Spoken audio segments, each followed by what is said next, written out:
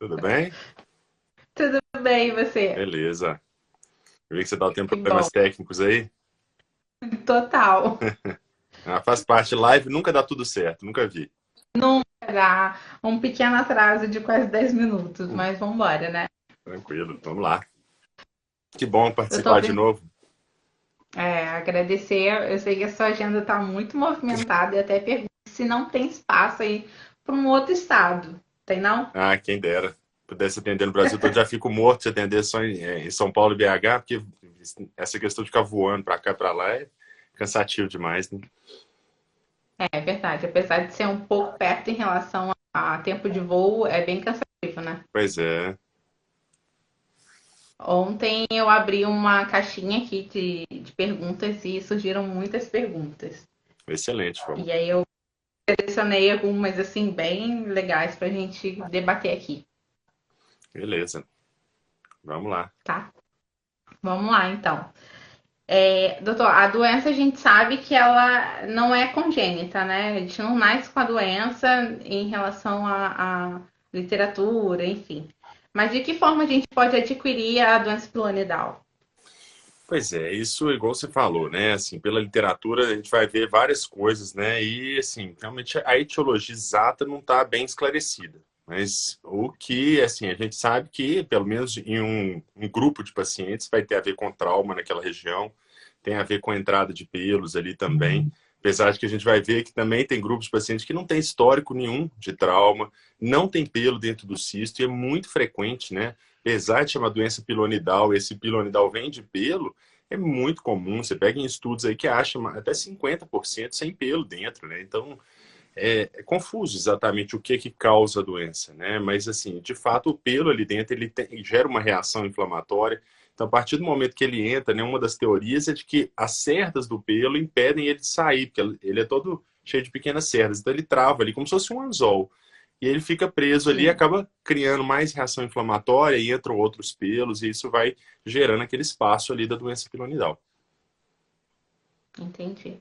Débora, eu E a acho que gente uma recebe. coisa que a gente podia fazer é fixar um comentário para as pessoas saberem o Sim, tema, porque às vezes as pessoas do meu perfil entram aqui e não sabem o que a gente está falando, né? Hoje o é, tema é cistipiramidal. tá, mas eu acho que não foi. Eu tentei fixar, mas eu acho que não foi, doutor. Eu não sei se no meu eu consigo aqui, posso tentar. Tenta aí, por favor. Justamente por isso. É, mas pode mandar pergunta, fica à vontade. Então vamos para a parte 2 da pergunta. É, A gente recebe muita mensagem, eu recebo muita mensagem de pacientes que dizem assim: meu cisto é assintomático e relacionam isso muito com a dor. Não sinto dor, mas ali tem secreção, tem furinho, enfim. Quais são, eu não sei se eu posso falar assim, mas a gente classifica três fases da doença, né? Que é assintomático, agudo e o crônico. O que diferencia, assim, delas três? pois é, a doença assintomática, normalmente ela vai ter uma reação inflamatória muito pequena. Por mais que existam aqueles pequenos orifícios que a gente chama de pits, a pessoa muitas vezes não Uhum, tem inflamação ali, então não fica dor, fica só um tecido ali dentro epitelizado, cria como se fosse uma cavidade mesmo debaixo da pele. Então aquilo ali está presente, é muito comum no consultório médico, às vezes a pessoa vai consultar por um motivo diferente, né, de hemorroida que seja, aí no exame mesmo a gente identifica, a pessoa fala que nunca sentiu nada. E às vezes tem pelo no interior. Então, assim, não é só a presença do pelo que vai gerar inflamação, né, que vai gerar sintomas. Então, é muito comum. uhum, Então, basicamente, o que vai diferenciar é exatamente essa fase, esse fator inflamatório aí. A doença, quando ela não está inflamada, é muito comum ela ficar assintomática. Imagina que é mais ou menos igual uma cicatriz, né? Só para as pessoas entenderem. Tem uma alteração tecidual naquela região, mas ela não causa sintoma, igual uma cicatriz mais antiga. Aí tem aquela fase aguda que você falou, que seria quando está assim, agudamente inflamado, né? Que tem o abscesso, pode ser um abscesso grande, pode ser um abscesso pequeno, pode estar até vazando ali, mas está nitidamente inflamado aquele tecido ali, uma inflamação ativa. E já tem aquela fase crônica, que tem um processo ali, normalmente ele é sintomático, ele produz secreção, ele vaza, mas muitas vezes não é tão doloroso, né, quanto aquele período da inflamação aguda, né? Então a pessoa sabe que tem ali, tem um incômodo, se ela bate naquela região, aquilo ali dói porque está cronicamente inflamado, né? Até não sei se você lembra um post que eu fiz, né, dos lutadores de judô. Assim, vai que cai em Aham. cima do cisto, né? Porque é uma região que está cronicamente inflamada, então é dolorido, né? Então é diferente nisso, né? Um vai ser uma fase que está praticamente, que a gente fala assim, quiescente, ele está quietinho, não está doendo nem nada, e depois tem a fase muito dolorosa, que é a fase de inflamação aguda, e a fase de inflamação crônica, que fica aquele dolorimento, produzindo secreção, né? Que muitas vezes é quando a pessoa vai operar, fazer um tratamento definitivo. Sim. Mas, doutor, a gente pode confiar nessa fase aguda, esperar aí, até dar um tempo para se tornar crônico para poder operar? Como que funciona isso? Porque a gente sabe que o tempo é crucial para a doença piloidal também, né? Exatamente, né? Assim, eu tento ter a seguinte conduta. Se está naquela fase aguda que a gente tem que tomar uma atitude, um abscesso grande e tal, que a gente tem que drenar, vamos drenar de urgência. Se a gente tem tempo de programar, então uma doença que já está naquela fase, ou passando daquela fase mais aguda, já chegando numa fase mais crônica, vamos programar, fazer uma ressonância. Mas eu não sou a favor da gente ir conduzindo, a não ser que seja assim, bem assintomático, como você falou. Uma doença pequena, assintomática, a gente conduzir. Eu atendi, por sinal, um paciente hoje, né? Que eu fui lá, examinei ele e falei, ó, você não está sentindo nada? Vamos fazer a depilação, vamos cuidar, vamos fazer todos esses passos e depois a gente programa uma eventual cirurgia. Mas assim, tendo Entendi. inflamação, eu não gosto de conduzir lentamente, não, porque eu já vi paciente ter piora com isso, importante, sabe? Sim. E, doutor, a gente também recebe muitas perguntas. E se eu não quiser operar, que risco isso tem para o paciente nessa fase já crítica da doença? Pois é, o maior risco seria, de fato, a doença progredir em área, né? Criar mais sinos, mais trajetos, incomodar mais, né? Produzir mais Uhum. secreção, atrapalhar em qualidade de vida mesmo. Né? Uma pergunta que a gente sempre recebe é a questão de risco de câncer, né? Inflamação no nosso organismo leva a uma renovação tecidual muito alta, tem acidificação dos tecidos, então, assim, aumenta o risco com o tempo de alguns tipos de displasia. A gente vê isso em mucosa, por exemplo.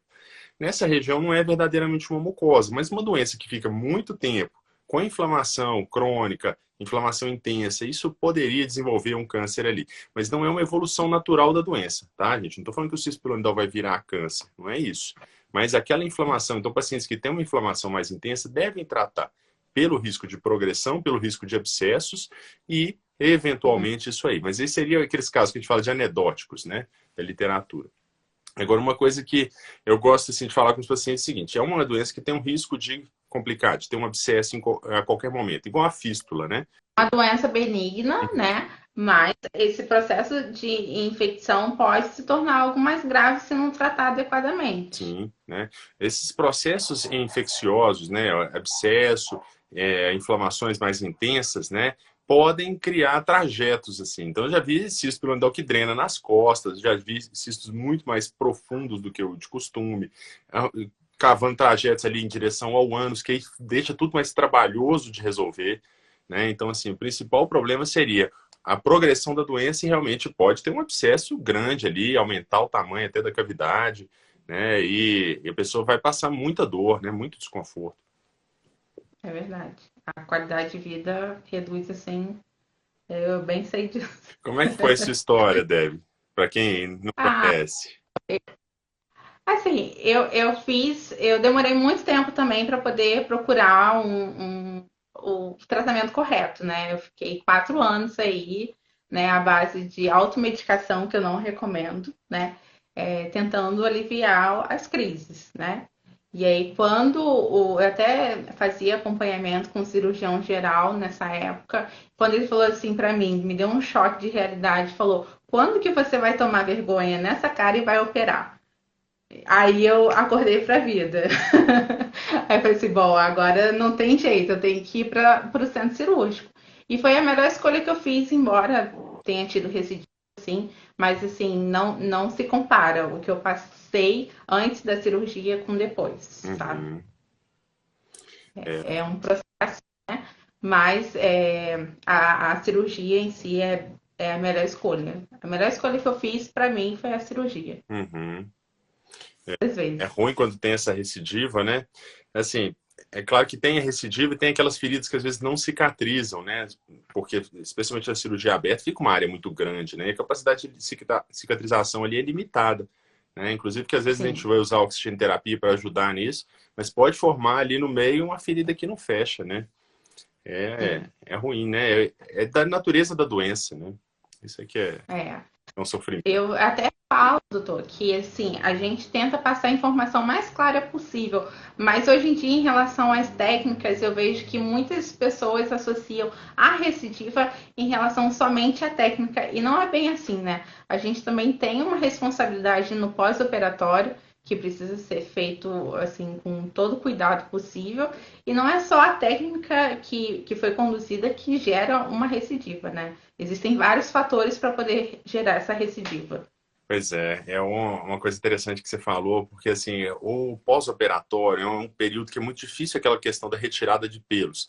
E os pacientes ficam com Sim, muito medo, né, de afastar aquela região. Apesar de que vai no consultório, eu afasto, mostro onde que tem que fazer, mas é raro o paciente que chega e fez direitinho, sim. porque é difícil, né, e dá muito receio mesmo, né. Eu estava conversando com alguns colegas hoje em dia, tem gente que fala assim, ó, compra um Presto Barba, leva lá no consultório que eu vou tirar esses pelos toda vez que você for.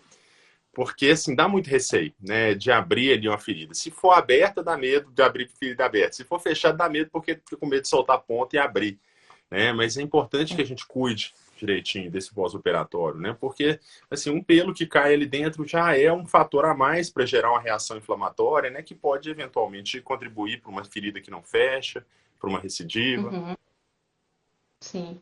Eu lembro muito bem disso, porque o procto que fez a minha cirurgia, eu cheguei lá, eu fiz a técnica de marsupialização, né, a primeira. E era muito difícil tirar os pelos ali perto dos pontos da sutura, né? E aí ele falou, olha, traz sua mãe aqui, traz uma pinça que eu vou ensinar como é que tira, É. sabe? E Eu aí, sempre... quando eu voltei, eu É estava muito, inteirada. É muito interessante do paciente de doença piramidal, porque, em geral, é um paciente mais jovem, né? Assim, um adulto jovem, muitas vezes até adolescente, né? Então, assim, muitas vezes vai com os pais na consulta, né? E eu sempre faço Sim, isso, chamo. Se tiver acompanhante, eu vou chamar para acompanhar o exame, pode saber. Eu falo, ó, é assim, tem que afastar assim, porque senão, se a gente não der essa orientação, é muito difícil de saber mesmo, né? Assim, dá muito medo mexer em ferida operatória mesmo. Mas a gente tem que vencer isso para poder ter um cuidado adequado ali, né? Com a sim. ferida. Sim, é verdade. E doutor, qual é o melhor jeito de tratar isso? Seria com gilete, com pinça, né? Porque tem muita gente que tem alergia a gilete, né? E pinça dói. É uma região que já tá já sensível. Pois é, viu? Isso aí, quem descobrir uma solução única para todo mundo vai ganhar um prêmio Nobel, viu? Porque não tem uma solução única. Você tem que ver o perfil do paciente. Assim, a gente sabe que a raspagem do pelo não é o ideal. Mas entre não Sim. fazer nada e fazer a raspagem, eu ainda acho melhor que faça a raspagem. Aí tem que ser com muito Sim. cuidado. A gente sabe que vai atritar a pele, a gente sabe que o pelo cortado ele pode cair na ferida. Então tem que ter um cuidado Uhum. extra quando for fazer raspagem. O ideal seria pinçar, né? Que a gente pinçando ali sai com a raiz o pelo ali, demora mais a crescer. Quando ele cresce, ele vai ser mais fino. Então, assim, seria melhor. Mas é difícil, né? Pinçar, especialmente assim não falando que seja mais fácil para homem ou para mulher, mas o homem não, definitivamente não está acostumado com essa realidade. Então, assim, você Sim, falar para um homem que tem que pensar já é uma barreira que a gente tem que vencer. Já é um tabu, né? Falando em proctologia sem tabu, mas já é um verdade. tabu a vencer, né? Então, assim, é difícil. Mas, assim, se for o ideal, seria pensar ali mesmo, né? E quando possível, E fazer o laser. Eu até recomendo que faça o laser. Sempre que possível, eu recomendo que faça pelo menos a primeira sessão antes da cirurgia. isso que eu ia te perguntar, doutor. A depilação a laser seria viável melhor antes ou depois da cirurgia? Olha, se possível, que faça antes, né? Assim, o paciente que vai com doença pilonidal lá no consultório, na primeira consulta, nas orientações eu já passo para avaliar a Uhum, possibilidade de fazer o laser, tá? Mas, assim, o paciente que eu indico a cirurgia já de primeira consulta, normalmente, assim, não é a maioria, não, porque, em geral, eu passo um monte de cuidados antes. Mas eu já falo, uhum. se possível, faça a primeira sessão antes, tá? Eu acho que já teria um benefício. Entendi. Perfeito. Doutor, a outra pergunta é. Deixa eu ver aqui. Então, é uma Tá. pergunta boa Fiz chegando aqui, ó. E quando qual? ocorre deiscência de ferida Ah, operatória? Eu sou mestre nisso. Pois é, gente. Deiscência de ferida operatória é um tormento na vida do cirurgião também, não é só do paciente, não, viu? Deiscência, o que que é? Aquela ferida que abre. E a ferida operatória do cisto, em geral, vai ficar alguma parte dela na linha média ali, naquela parte do meio do corpo. E é uma região de difícil cicatrização. A nutrição da região é difícil, é uma região de tensão, é uma região que a pessoa assenta, que apoia. Então é uma região difícil e é muito comum abrir ponto nessa região. Quando um ponto Uhum. abre, a gente tem que redobrar aquele cuidado da higiene, do pelo, tudo aquilo. Mas normalmente a gente não tem nada a fazer, a gente tem que esperar. Então, uma ferida que era fechada e abriu, ela acaba se comportando como uma ferida aberta, que vai ter todas aquelas fases de nivelar com a pele para depois a pele crescer dos lados ali e finalizar o processo de cicatrização. Se ela vai fechar totalmente ou não, só o tempo que vai dizer. Então, assim, pode ser que vire aquela ferida na linha média que não fecha, pode ser que ela cicatrize totalmente, né? Então, a gente tem que acompanhar. Entendi. E doutor, a gente, assim, eu já fiz a técnica semi-fechada, né? E já fiz aberta. Na aberta saía muita secreção. Como que isso funciona na técnica fechada? Não, não tem que colocar um dreno ali, alguma coisa assim? Entendi. Não dá Olha, mais complicação? pois é, técnica totalmente fechada é uma coisa que eu só faço assim, se for uma área muito pequena, que a gente for eventualmente ressecar. Eu, em geral, não resseco o cisto, não retiro todo o cisto, na maioria das Uhum. vezes, né? Porque eu tento fazer técnicas menos invasivas e tenho tido resultado excelente com isso.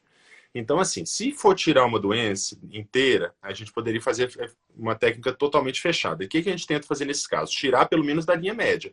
Porque uma ferida Sim. fechada na linha média, dificilmente ela vai cicatrizar. Vai acabar tendo a deiscência e não vai ter um resultado bom, vai acabar se comportando como uma ferida aberta não planejada, que acaba sendo pior.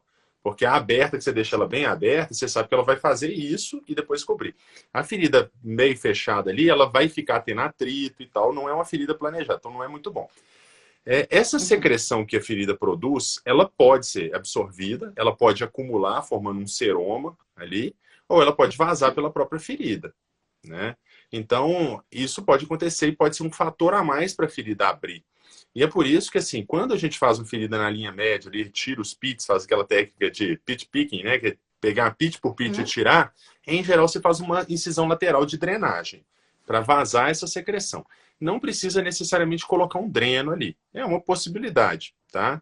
Eu já Uhum. fiz um caso com essa técnica, coloquei uma gaze ali para servir de hemostasia no primeiro DPO, falo com o paciente para tirar em casa, o paciente não tirou, ficou 2 semanas com a gaze. Ela se comportou como um dreno, dirigiu para ali qualquer secreção, tirou a gaze e cicatrizou super bem. Então, assim, são possibilidades, sabe, Deb? Agora, se for fazer a técnica por vídeo, né? Aí tem gente que vai deixar os pits abertos, tem gente que vai fechar todos, tem gente que vai usar o próprio orifício de drenagem como orifício de drenagem.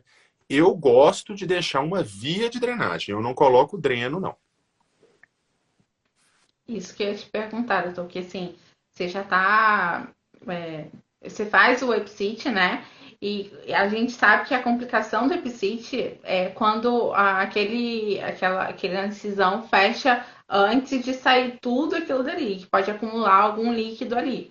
E aí você deixa aquilo dali aberto, como é que funciona? Olha, Deb, entrar é, só pelos pits ali e não deixar nada de drenagem, eu não gosto de fazer. Eu não, é igual você perguntou aí, da ferida totalmente fechada. Eu não acho uma técnica boa, não. Então, assim, eu Uhum. deixaria pelo menos algum, ou um deles de drenagem, ou faria uma contra-incisão para drenar. Tá? Eu acho que ferida totalmente fechada naquele local, eu não sou a favor. Mas isso é uma Uhum. preferência, também não tem nada errado, né? O que pode, às vezes, Sim. acontecer? Não, um seroma, né? Que é um acúmulo desse líquido, né? Todo mundo que já teve uma ferida no corpo, um ralado, sabe que produz uma umidade. Ali vai ficar um É. tecido cruento que vai produzir umidade. Ela precisa ir para algum lugar. Então, assim, se eventualmente acumular, você pode fazer é abrir uma feridinha, não tem problema nenhum. Né? Então, aí você vai criar uma via para drenar. Sim. E doutor, o Leandro perguntou, ele fez drenagem há 4 meses atrás, e quanto tempo depois ele pode fazer a cirurgia? Tem um tempo assim, ah, sei lá, 5 meses, 6 meses, um mês depois, ele já pode procurar aí para poder fazer a cirurgia ou não? Pois é, não deve se mexer muito precoce, né? A gente precisa dar um tempo para aquilo ali cicatrizar, até para a gente ver o que, que vai acontecer. Porque, eventualmente, quando a gente faz a drenagem, pode cicatrizar.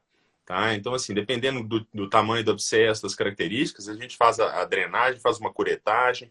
Então, isso aí já favorece a cicatrização. Então, não tem um período pré-definido exato, não. Mas, em geral, passou 2 meses e meio ali, já dá para se planejar. Porque, assim, se for formar um trajeto, se for formar uma via ali, os orifícios, né? Isso aí a gente já tem uma noção boa para saber se vai precisar operar ou não.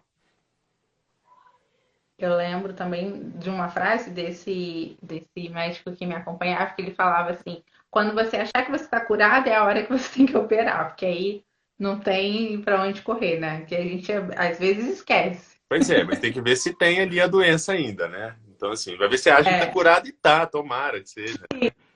meu caso já Nada estava melhor muito do que dar crônico. alta para o paciente na espilanidal, né? Porque, assim, a pessoa fica satisfeita, fica livre daquilo.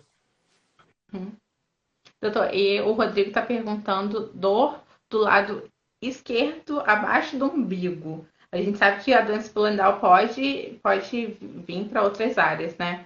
Pode ser esse esplanidal? Como é que funciona? É o proctologista que cuida em relação a outras áreas? Não, né? Olha, então, pode ser que sim, pode ser que não, né? Assim, o coloproctologista tem formação em cirurgia geral também, né? E a gente faz cirurgias de superfície durante residência de cirurgia geral. É claro que, assim, Sim. dependendo da região, né? O paciente um problema no couro cabeludo, na mão e tal, não vai ser o procto, né?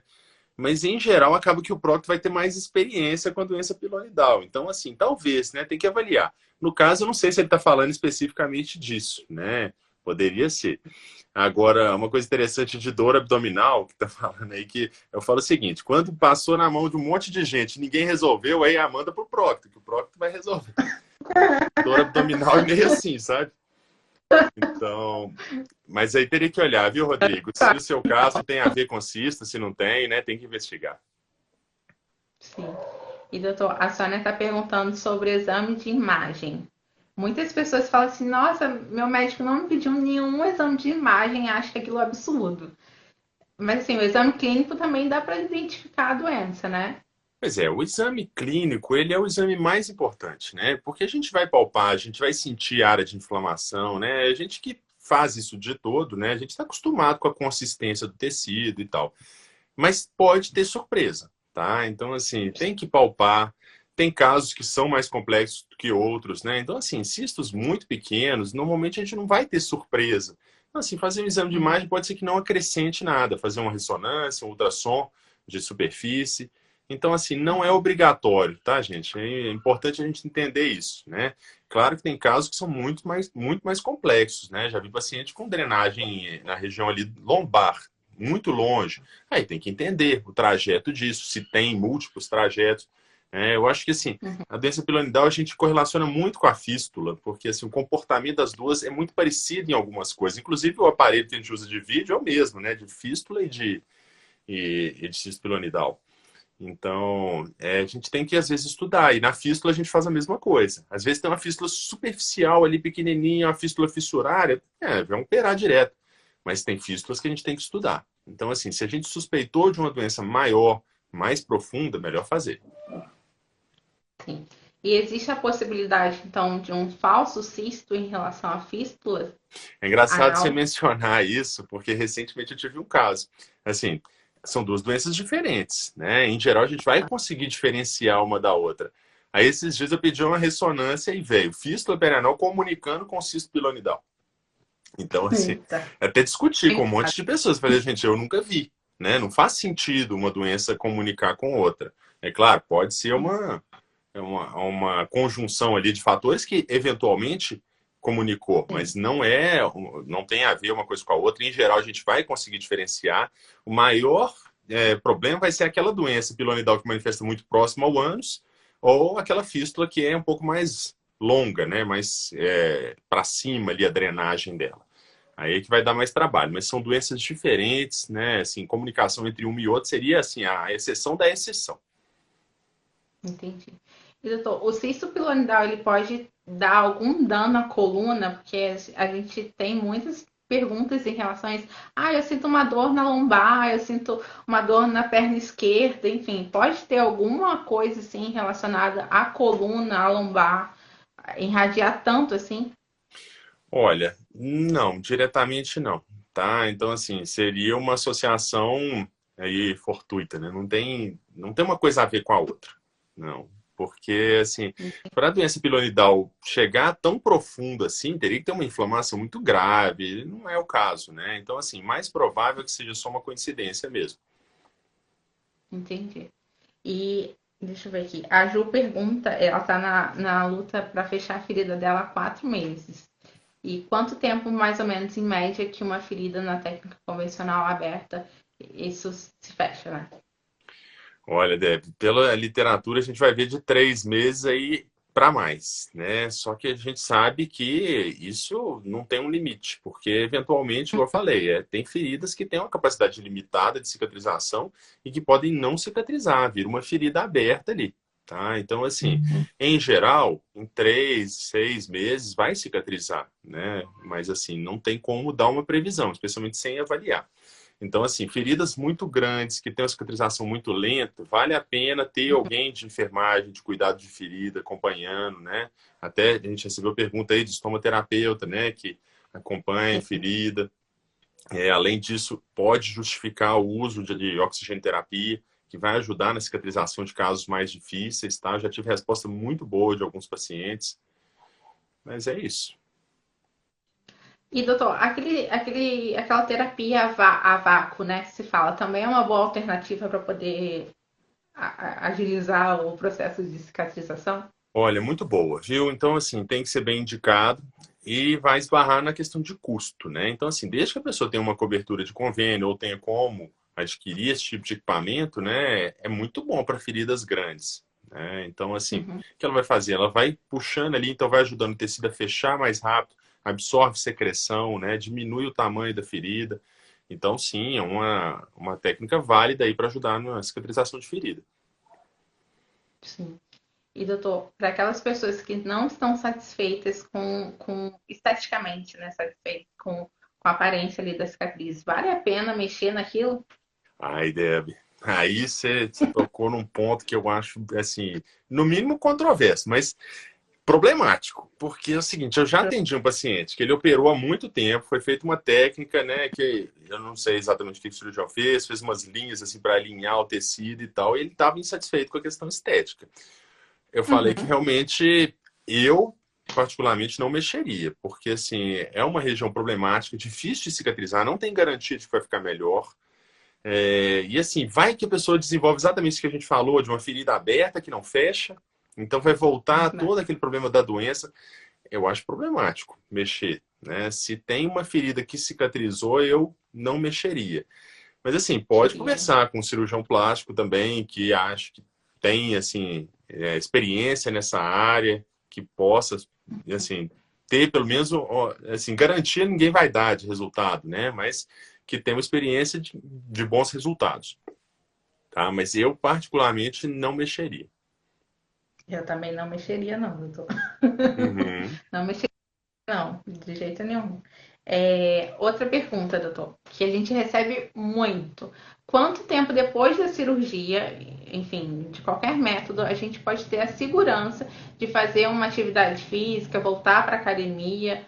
Isso tem que realmente esperar a ferida ali cicatrizar meses e meses, ou a gente pode voltar rápido? Olha, deve esperar sim, tá? Então, assim, um tempo que a gente toma por base, né? Claro que isso aí vai variar de cirurgião para cirurgião e tal. Eu peço que espere ali o primeiro mês para a gente ver como que evoluiu.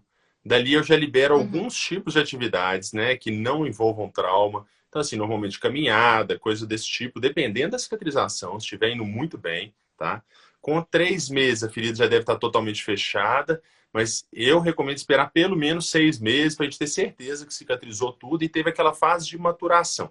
Então, assim, uma coisa que a pessoa pode olhar é até a própria cor da cicatriz, né? Quem já teve um corte maior sabe que a cicatriz fica inicialmente, né, aquela vermelhinha, cicatrizando, depois ela vai ficando mais vinhosa. com o passar do tempo, ela vai ficando cada vez mais clarinha, né? Mais esbranquiçada, com aquele aspecto de cicatriz tardia. Então, naquela fase ali que a gente sabe que realmente cicatrizou alguma coisa, já passou todo o período, né, de cicatrização. A cicatrização no corpo, gente, é um processo altamente complexo. Não é simplesmente fechar a pele. Eu falo isso para qualquer ferida, na região do ânus, outras regiões também, né? Tem que ganhar resistência. Quando a gente faz, por exemplo, uma reoperação de um paciente, você chega com 15 dias, parece que está uma ferida fechada, seja ferida abdominal. Você pega a tesoura e faz assim, a ferida abre. Então, assim, por mais que esteja fechada, ela não tem resistência ainda. Né? Aí tem migração de células, aí as células ali vão depositando colágeno, e a última fase elas vão contraindo, que a gente nota nitidamente que a ferida diminui de tamanho, né? Que forma aquela ferida mais retraída. Por quê? São migrações de células, depósito de colágeno, depois contração dessas células, e aí elas estabilizam. Então, assim, tem que ter paciência, evita voltar antes do seu médico liberar, porque imagina, abre uma ferida, né? Vai ser um transtorno. Sim, é verdade. E doutor, aquele furinho, né, que em alguns pacientes ali na má cicatrização, na verdade não é uma má cicatrização. Como a gente pode identificar que aquele furinho ou aquela ferida que está abrindo é por conta do esforço ou por conta de uma recidiva por má cicatrização? Tem algum aspecto ali que a gente pode identificar que, olha, isso daqui não tá legal, não é assim, ou uma secreçãozinha, sei lá, algum vermelhinho, alguma coisa assim, ou a gente pode é só o esforço, daqui a pouco fecha. Pois é, isso aí vai ser mais difícil para o próprio paciente identificar, né? O ideal é que vá no médico para poder entender o que está acontecendo, porque um dos fatores que vai mostrar para a gente que é uma ferida doente é a presença de tecido de granulação, que é um tecido, para quem não conhece, parece um tecido mais amolecido, ele tem uma consistência bem molenga. Assim, quando tem aquele tecido de granulação, você sabe que tem alguma coisa ali por baixo. Então, assim, tem algum fator que está produzindo ali, então tem alguma cavidade. Aí esse tecido pode ser necessário fazer uma curetagem, né? Esse tecido normalmente ele vai formar em regiões que tem assim, presença de corpo estranho, né? Pode ser um pelo, pode ser resíduo, pode ser um monte de coisa, né, que causa isso. Então, assim, quando começa a formar aquilo, a gente sabe que tem uma cavidade, que está tendo algum acúmulo ali e que está gerando essa reação do organismo. Esse tecido ele não vai sumir sozinho, a gente tem que fazer alguma coisa, uma curetagem, alguma coisa. Então, isso seria um indicativo. Mas é muito difícil para a pessoa mesmo saber se é porque está tendo trauma ou não. Porque fala assim, poxa, eu operei tem 6 meses, a erva está com resistência, mas a ferida abre. Será que é porque eu estou batendo ali? Será que é porque está com recidiva? Então, assim, se a ferida em 6 meses não fechou, volta no seu médico, olha o que está acontecendo. É verdade. O importante é ter acompanhamento, né, doutor? Pois é. Até ter alta. Pois é. Doutor, e a Ângela pergunta por que o Exit ele não leva a ponto que nem as outras técnicas? Por que ainda o furinho não seria mais fácil dar um pontinho ali e fechar? Pois é, pode-se fechar os orifícios, não tem problema. Poderia, né? Uma técnica que você pode usar. Agora, depende da sua via de acesso. Se você acessar pelos próprios pits ali e fechar, você vai incorrer naquele problema que você mesmo falou, né? De acúmulo de secreção ali, pode eventualmente cicatrizar a pele sem ter cicatrizado o fundo da ferida. Então, um dos motivos seria esse, tá? Agora, a gente tem que avaliar caso a caso, né? A gente tem que ser mais individualizado, né? Não dá para a gente generalizar. Então, assim, pode se fechar alguns, pode deixar algum de drenagem, pode fechar os do meio e deixar de drenagem lateral, tá? Então, assim, isso vai variar caso a caso. Caso a caso mesmo. E, doutor, a gente fala muito sobre indicação dessas técnicas menos invasivas. Mas eu tive uma pergunta aqui muito interessante, que é quais são os casos que não são indicados às técnicas menos invasivas? Eu acho ótima essa pergunta, porque assim, né, pode parecer óbvio assim que, vamos fazer em todos os casos, mas não é bem assim. Muitas vezes o caso que é menor é o que a gente não vai fazer a técnica, né? E pelo menos essa que você citou, né, do vídeo, né? O uso do vídeo, normalmente a gente precisa ter pelo menos um certo tamanho mínimo ali para a gente passar o vídeo, né? Se for uma doença muito pequenininha, até dá, mas eu acho que vai ser um desperdício da técnica, desperdício de recurso, sem necessidade. Aí, numa área muito pequenininha, o que pode fazer? O laser, né? A fibra, que aí você introduz ali e vai ter um bom resultado, né? Agora, eu particularmente acho que a gente tem que tentar ser minimamente invasivo sempre, né? Assim, a gente tem que ir, assim, direcionando para o tipo de caso. É claro, né? Assim, tem pacientes que têm aqueles sinos, que têm aquele trajeto, né? Que vai daqueles orifícios, da loja do cisto até a pele lá longe. E aí a gente vai tirar aquele buraquinho onde ele vaza ali. Só que aquela região está sob tensão. O mínimo que você tira já fica um buraco desse tamanho, né? Então, assim, por Uhum. mais que você seja minimamente vazio, tira pouco tecido, às vezes fica uma ferida um pouco maior. Mas ainda assim, a recuperação dessa cirurgia é muito tranquila, muito boa. É diferente, por exemplo, de uma técnica totalmente aberta. Então, eu acho que a gente tem que ser assim, invasivo na medida do caso daquele paciente, né? E não sair sendo super agressivo para uma doença benigna para a gente não transformar a cura pior do que a doença. É verdade. Doutor, eu lembro, assim, recentemente a gente publicou um estudo que falava que os estudos em relação à técnica aberta estavam diminuindo, e você foi lá e compartilhou e falou, tem que diminuir mesmo. Você acha que a gente está caminhando aí para uma evolução bem legal para a doença em relação a técnicas menos invasivas? Não só de laser e EPSIT, mas a gente sabe que existem outras técnicas menos invasivas que não precisam usar, né, esses aparelhos. Sim, eu acho que a gente está caminhando para isso, mas a passos lentos. Mas assim, só de ter pessoas mais abertas, né? Aí vai tendo uma renovação mesmo, né, das pessoas. Mas eu acho que o principal entrave para mudança é exatamente assim a tradição que os serviços têm, né? Então assim, quem que ensina um serviço? Um cirurgião mais velho, aí passa aquilo para outro cirurgião que vai fazendo aquilo. Aí você vê assim, a técnica aberta tem resultados bons, né? Por que que eu vou mudar? Por que que eu vou fazer um negócio que vai custar, vamos supor aí, R$ 3.000 mais caro, né? Digamos, né? Vamos colocar que seja esse valor hoje em dia. Então, assim, será que justifica? Vou fazer uma técnica que pode ter recidiva do mesmo jeito, aí depois o paciente vai ficar decepcionado e falar, ah, paguei por isso e no fim das contas tive recidiva do mesmo jeito. Então, assim, eu acho que esses são os empecilhos para a mudança, né? Mas, assim, eu acho que a Uhum. gente tem que tentar ser menos invasivo se a gente não precisar. Então, assim, tem que surgir mais estudos, tem que mostrar mesmo se tem vantagem, se não tem. A gente operando vê uma nítida vantagem no pós-operatório, sabe? Assim, paciente meu de cisto pilonidal, em geral, a gente leva assim, com analgésico simples o pós-operatório. É claro, vai ter um ou outro que sente mais dor, mas no geral não é uma cirurgia que dói. Então, assim, é claro, tem casos que são enormes, né, gente? Estou falando dos casos menores, né? Casos que precisa de retalho, aí vai doer, né? Porque fica uma ferida maior. Mas esses são os casos, assim, que a gente já tentou uma técnica, às vezes teve recidiva, né? Então, assim, vamos indo pelo tipo de caso, vamos tentar ser mais conservador na medida do possível.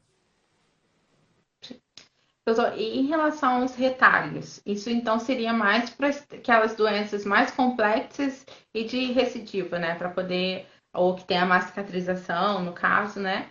É, assim, é uma questão em evolução, né? Assim, a indicação de cada tipo de cirurgia. Eu sei que no passado eu fazia muito mais retalho do que eu faço hoje, né? Talvez pelo perfil de paciente, paciente de consultório, né? Que eu não atendo mais pelo SUS. Na época, a gente pegava um paciente que já vinha, assim, com a doença sem ter acesso a médico, né? Então, pegavam as doenças mais graves no atendimento do SUS, a gente fazia muito mais retalho. Hoje em dia eu faço menos.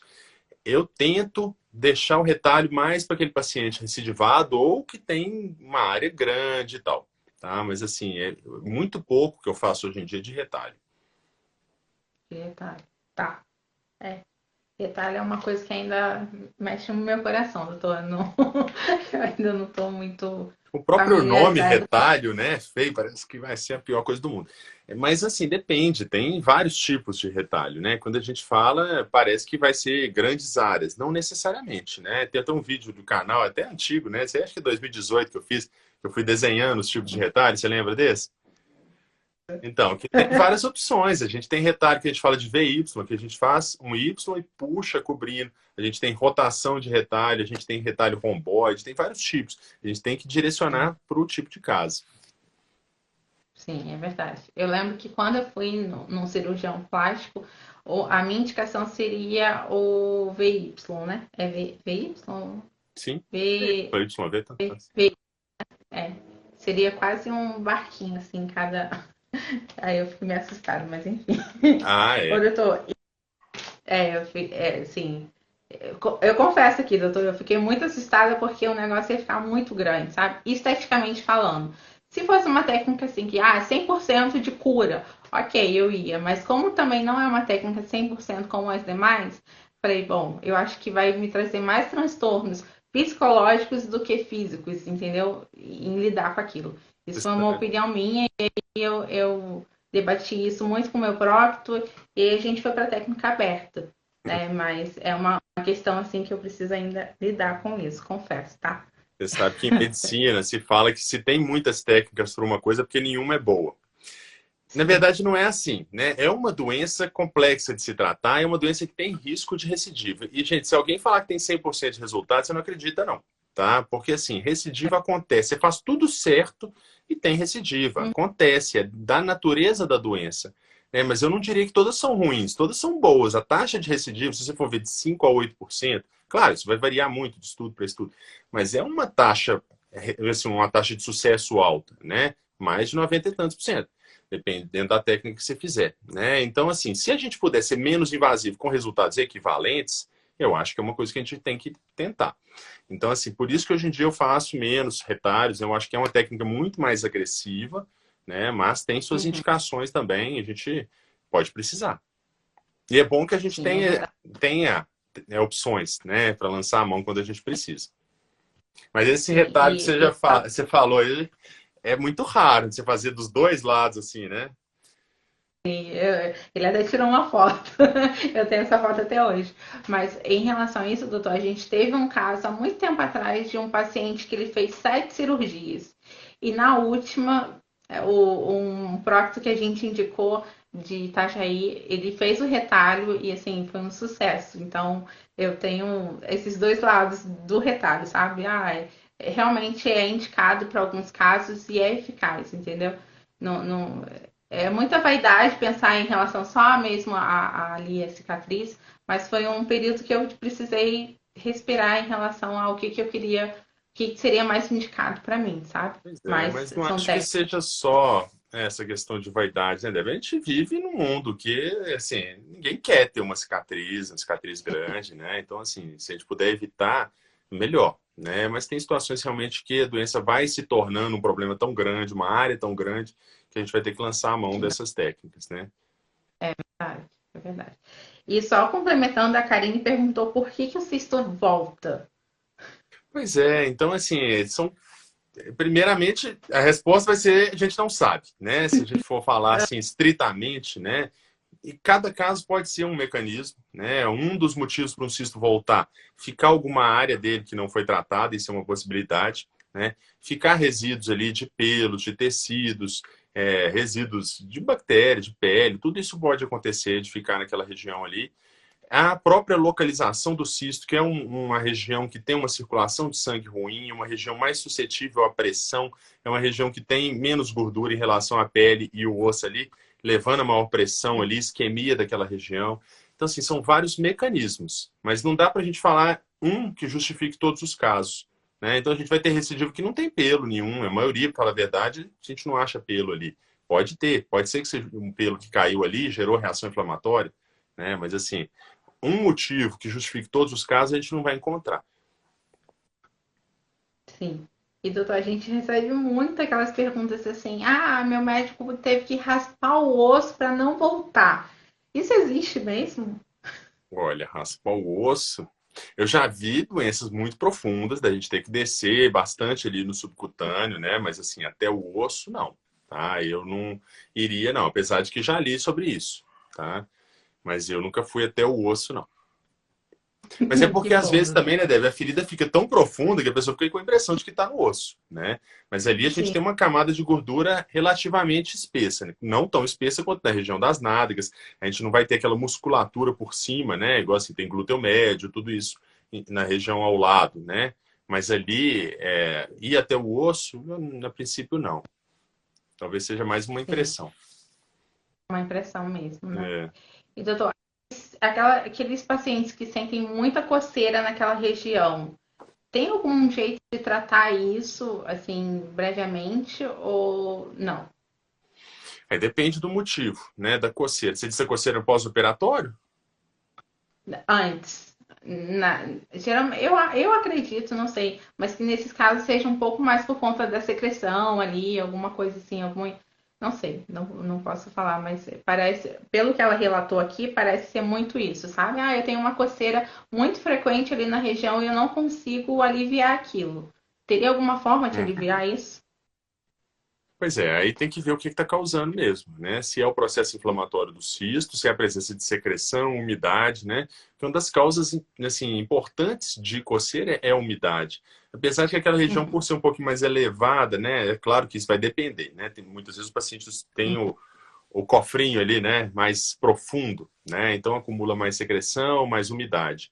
Né? Mas se a região for mais nivelada, aí já é menos pela umidade, mais pela inflamação, pela irritação do próprio cisto. É difícil, tinha que entender exatamente o caso dessa pessoa para saber o que pode ser feito. O que dá para fazer, tentar manter limpo e seco, né? Não estou falando que seja falta de higiene dela de forma alguma, né? Mas é um cuidado que a gente tem que tentar ter. Às vezes, se for questão de umidade, passar um pouquinho de maisena ali pode ajudar, né? Desde que a pessoa não tenha alergia, não tenha nenhuma contraindicação a isso, né? Que ela vai puxando a umidade, mantendo a região mais seca e pode ajudar. entendi.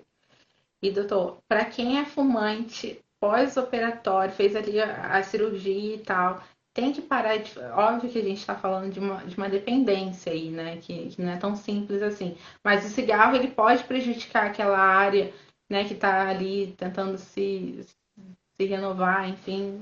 Tem que parar de fumar? Como é que funciona isso para quem é tabagista? Pois é. Então, assim, o cigarro vai com certeza atrapalhar, né, a oxigenação do corpo. Você vê que a pessoa, quando ela para de fumar, ela muda até de cor, né? Então, assim, tem muito a ver, né, com isso, com a oxigenação tecidual. Se a gente está falando de uma ferida que já tem dificuldade de cicatrização, né, o cigarro vai atrapalhar ainda mais isso, né? Quando a gente vai pensar em cirurgia, uma pessoa que seja tabagista pesado ou tabagista de longa data e tal, o ideal é que pare de fumar 6 semanas antes de operar. Fez? 6 semanas antes, é. Aí suspende isso, a pessoa vai passar um período mais difícil, aquela fase inicial, porque vai ter fissura de voltar a fumar, vai estar pigarreando muito, muitas vezes começa a produzir mais secreção. É um período difícil. Depois que passa essa fase, fica mais fácil e melhora muito a cicatrização. Então, assim, se possível, planeja, né? Fala, ó, vou operar daqui a 1 mês e meio, vou parar de fumar agora, vou cuidar disso aí. E depois, não volta a fumar, não, né, gente? Aproveita que ficou 6 semanas e não volta a fumar. Ó, Duda, eu vou confessar que, assim, eu tento ver sempre o lado positivo, até mesmo numa fase ruim. E eu acho que é uma fase. Um lado que eu tirei disso foi realmente, eu era fumante, na minha segunda cirurgia eu decidi parar de fumar e tô até hoje aí sem fumar, graças a Deus. Ou graças ao cisto, né? Porque eu queria me livrar daquilo, né? Enfim. E aí eu falei, ó, eu não vou mais, vou tentar me ajudar da melhor forma possível e tentei parar de fumar e foi muito tranquilo para mim. Então, o lado bom foi isso, né? Que eu parei de fumar e já tem 5, 6 anos que eu não fumo. Que bom. Tirar uma coisa boa, igual você falou, né? Disso aí. E outra coisa boa, Deb, é o grupo que você fez. Olha a riqueza que é esse grupo, né? De você trazer para as pessoas informação de qualidade, né? Então, assim, isso aí você ajudou tanta gente, não só esses 15.500 que te seguem, mas muito mais do que isso, né? Doutor. Eu não faço nem ideia de quantas pessoas já passaram, porque assim, a gente tem esse fluxo de pacientes muito, muito constante, né? E eu não quero que nenhum paciente fique com a gente, sabe? Eu quero que a pessoa se cure e esqueça que esse esplendor exista, né? Mas assim, é muito legal ver que, às vezes eu recebo mensagem, nossa, Débora, quanto tempo? Tem 3 anos que eu não falo com você, como é que você tá? Você conseguiu se curar, sabe? Então, é bem legal, assim, eu acho que modéstia à parte falando, é um grupo muito importante, sabe? Verdade. Importantíssimo. Tem que continuar com isso aí e fazer crescer. Até falei, né, Débora, você encabeçar aí um projeto que chama para outros problemas de saúde, né? Mas eu sei como que é a rotina, viu? Não É, dá para a gente fazer tudo que a gente queria, né?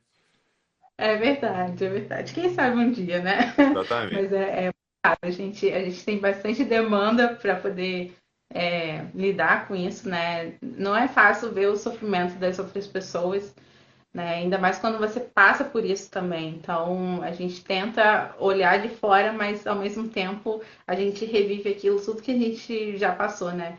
Então é toda hora voltando ao passado e você fica ali, como que eu posso ajudar, de que forma eu posso fazer, né? Mas é um projeto muito importante que eu gosto muito.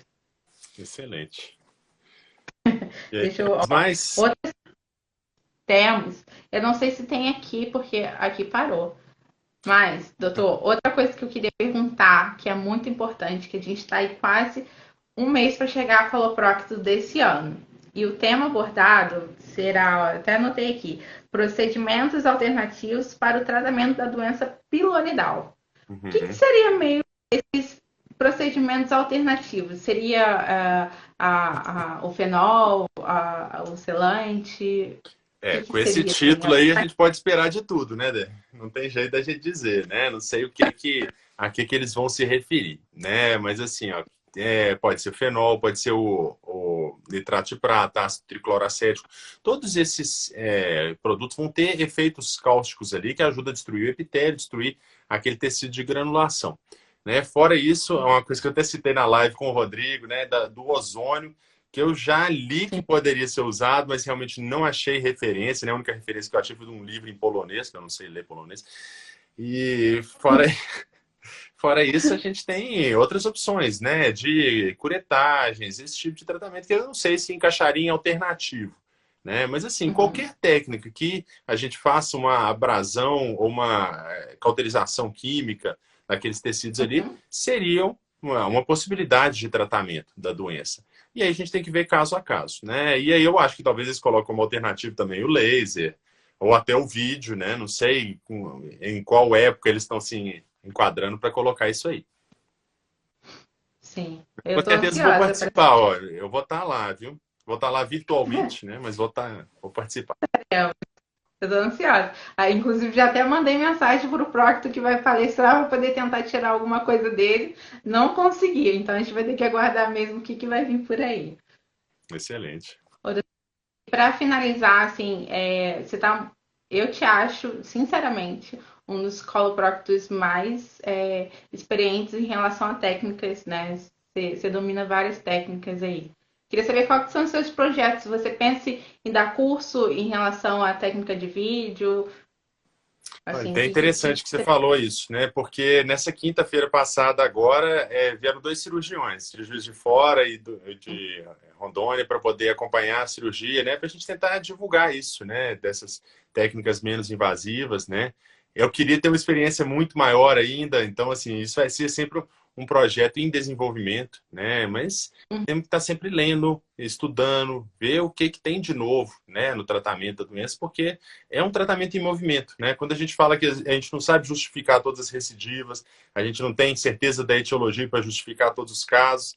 Então, assim, é porque é um conhecimento que está em desenvolvimento, né? A gente tem que estar sempre acompanhando isso aí para poder oferecer para os nossos pacientes o que tem de melhor, né? Sendo isso um uso de equipamento ou não. Às vezes, como você falou, tem técnicas minimamente vazivas que a gente não precisa de equipamento especial. É só a gente conhecer a Sim. técnica, né? Então, assim, temos que divulgar isso, né? Romper essa tradição de fazer a técnica aberta se não for justificável. Sim. E eu falo isso, doutor, porque a gente tem muito contato com muitos próctos e cirurgiões gerais que estão interessados em promover, em proporcionar, na verdade, uma qualidade de vida melhor para o paciente. Então, assim, seria legal ter profissionais, especialistas, engajadores nessa técnica que pudessem compartilhar seu conhecimento, né, com outros colegas em relação a isso, porque acho que está crescendo. Sim. Ó, se quiser acompanhar quando eu tiver caso aqui, ó, fica à disposição, tá? Para os colegas que assistirem aí, fica à vontade, tá? Pode entrar em contato. Meu telefone tem em todos os vídeos mesmo, tem no Instagram, então não tem dificuldade para entrar em contato, não a gente combina. Não, eu tô sabendo que você tá aí bem por dentro disso, né? Inclusive a gente vai ter um curso aí futuro junto com a Strassner e a Costos, e seu nome tá muito bem cotado aí, doutor. Então pode Beleza, ficar tranquilo que vai ser um você vai prazer. compartilhar. Doutor, eu queria muito agradecer, de verdade, toda vez que você vem aqui participar de qualquer coisa que seja nesse canal, isso história, assim, sabe? A gente tem conhecimento, a gente fica mais tranquilo, né? Então, eu queria muito te agradecer pela oportunidade, pela disponibilidade. E sei que a gente se encontra em breve. É sempre um prazer, viu, Débora?